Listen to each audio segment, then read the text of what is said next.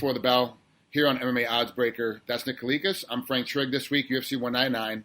Unless you've been living under a rock, we all know that Bisping has had to jump in on late notice to come in and fight Rockhold as the main event. But first, we got to talk about Cruz and Faber. I got to be honest with you, not super excited about either one of these fights because I already know who's going to win. Like it's not a foregone conclusion, but it's pretty close. Like the lines have got to be ridiculous.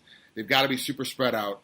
Talking about Cruz and Faber, Cruz has got to be the favorite, and it's got to be so astronomical. I'm going to have to leave it alone. So now tell me what the spread is, and let's see if my guess was right.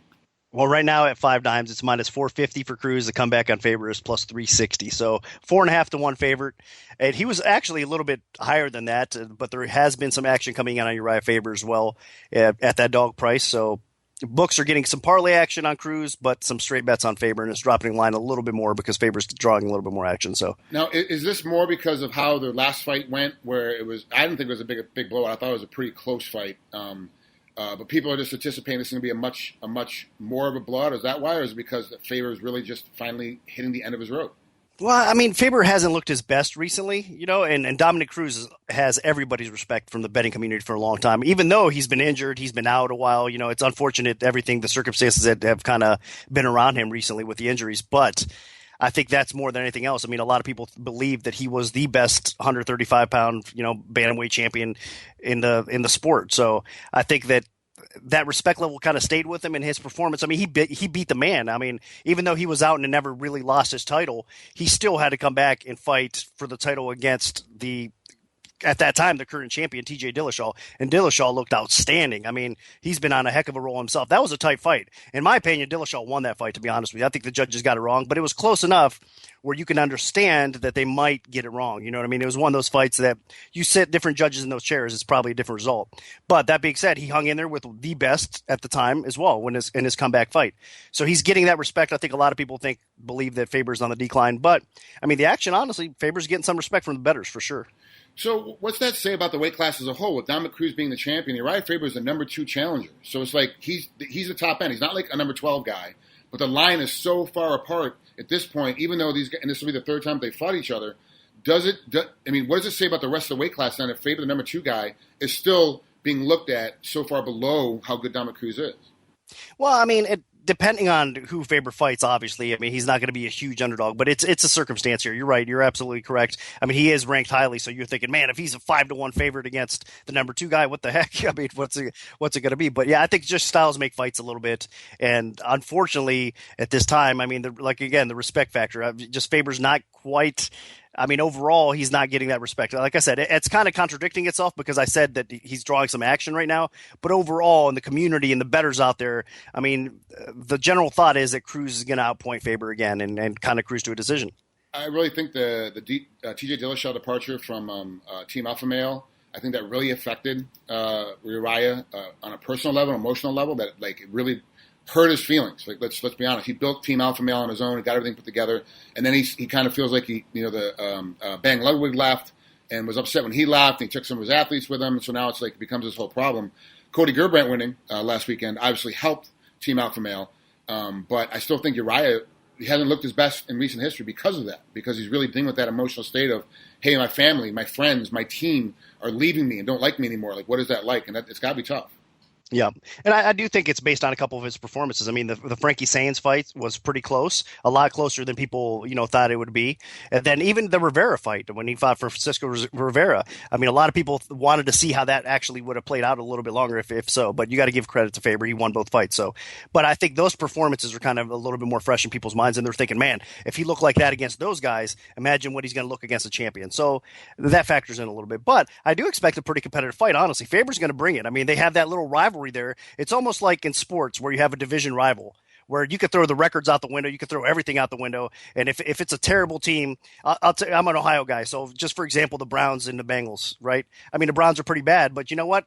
I almost guarantee in most cases it's going to be a split. They play twice a year because of the rivalry. It doesn't matter if the Browns have won one game. I mean, that one game might be against the Bengals, you know what I mean? And the Bengals could be 10 undefeated at that time or whatever, 10-0 or whatever, the case may be.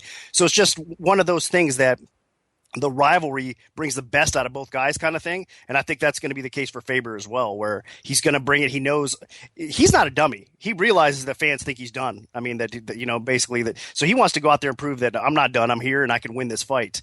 And, he's got an outside chance. I mean, especially the way judging is these days, you never know if it's a competitive fight, he could get it. Yeah. And it's California, so it's better. The judging obviously is better. They've done Andy Foster, the head commissioner, has really changed how things are being done. They're actually doing the hydration weigh-in as well for this one. So we'll see if anything gets shaken up for guys being too dehydrated to be able to compete. But yeah, California. If they're going to do a fight like this where the judges could get it wrong, it's best to do it in California because all the judges are pretty well squared away. They've all been kind of dialed in. There are a few, and then they still screw up. And remember, judges are human. They're still going to see things a different way, and it could go the wrong way. But yeah, definitely like to see how this thing could go. I do see it as a competitive fight, but I definitely see Dominick Cruz crushing through it. I don't see him having any problems winning this fight. He shouldn't, but you know what? I'm a little skeptical because, man, those injuries again. What if it happens during a fight? Or what if something? I just don't trust him all the way quite yet until I see him in a couple more maybe solid, hard-fought battles. Then I think I might trust him a little bit more so. But I mean, he had a tough fight with T.J. Dillashaw. He held up well, but I'm just kind of cautious. I mean, laying 5, 6 to 1, 4.5 to 1, I wouldn't lay the juice on him. I mean, a lot of people are throwing him in parlays. I wouldn't do that. I think it is a dog or pass situation, but I'm probably just going to pass, to be honest with you.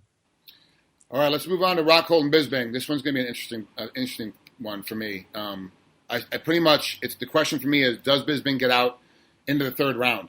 Does he last in the fight that long? I just think that Luque Rockhold is just so far ahead of Michael Bisping. Luque obviously is the champ. Bisping is the fourth-ranked contender. Obviously one of the best talkers out there, can definitely push buttons and get you hyped up. Bisping can, but just doesn't have the game. I mean, he just doesn't have the technique and the style that's going to beat a guy like Luque Rockhold. I'm assuming this one's got to be a huge line. Another pass on this one, right? Yeah. Actually, I opened it close to 10 to 1. It was bouncing back and forth a little bit, dropped down a little bit, then it kind of climbed back up. And right now, looking over 5 dimes, it's 700. So it's Rockhold minus 700. The comeback's 500. Now, it did creep up over 10 to 1 as well. And then, like I said, came back down. Rockhold at the press conference yesterday, actually, we're taping on Friday, the day before the UFC, of course, for those out there that are listening or watching the show. Rockhold ended up during the press conference letting everybody know that he had a torn MCL. And that resulted in a ton of steam coming in on Michael Bisping. I mean, there was already some trickles of dog action coming in throughout the week, but it just kind of set it off a little bit more. And the books got a lot more dog action, and they had to adjust to be a little bit safer with all the rumors going on out there as well. Honestly, it probably doesn't have much of an impact. I know that's kind of crazy to say, but I still think Rockhold comes away with a win here, even with that, because Bisping is a talented guy, but he's just outclassed, I think, by a guy like Rockhold. Yeah, it's just unfortunate. Bisping really is a good fighter. He really was a great fighter, and is actually, even though now I still think he's getting better a little bit. Like, he's really training hard, and he's really analyzing how the fights go. It's just Rockhold is just a better athlete. He's just a better guy all the way around. Yep. So that's the guy that I want to see battle up. Obviously, I want to see the Weidman fight, but Weidman got hurt, so this is where we're at right now. Yeah, exactly that. And, I mean, the UFC didn't really have too many options. Everybody, they went down through the list, and Bisping was like the highest ranked fighter he could fight. With everybody else having fights and the situations, injuries, suspensions, whatnot, everything, across the board. Bisping was the legitly the best guy that they could put in there for the job. And he is a good fighter, like you said. I mean, I think he's one of the best all-time fighters at middleweight. It's just unfortunate for him that he's never probably going to wear that strap, I mean, he's going to be one of those guys that, just like, again, in the NBA or other areas, like maybe a Charles Barkley that never won the championship. A good fighter, or, in his sport, but he just never was able to cut down the nets. Barkley in basketball, I'm saying, in comparison to Bisping, I think that's kind of the situation for him in MMA as well. Yeah, I think that's how it's going to go. I mean, really, these are no-brainers on this card, but the entire card is actually really good. It's at the Forum in California. Dan Henderson, of course, is fighting on it as well. So is Bobby Green and Dustin Poirier. And let's not forget the number 2 guy for the longest winning streak in UFC history from a Hawaiian, Max Holloway, has a chance to tie BJ Penn's record if he wins on Saturday night against Ricardo Lamas, which is another tough fight. And that's just before the Cruz Faber fight. So this card, top to bottom, is great again. Can't wait to watch the whole thing. I'll be stuck on Fight Pass watching the very first fight and watching all the way through till Rockhold and Bisping gets done. Yeah, it is a good card. I mean, they put together back-to-back really solid cards here, so I'm looking forward to it. In fact, the prelims are probably where it's at, to be honest with you.